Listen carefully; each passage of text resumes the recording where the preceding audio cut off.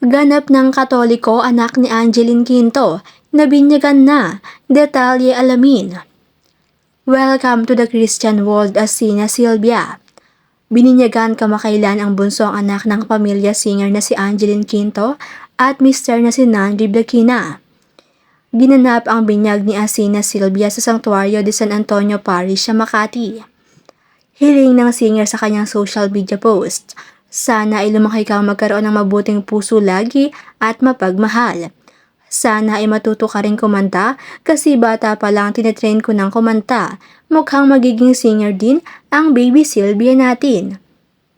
Saad naman ang netizen sa comment section, congratulations! Ang cute ni baby Silvia at Silvio. Ang galing naman ni Angeline, may baby boy and baby girl na. Dagdag pa ng isa, so precious baby Silvia, welcome to the Christian world.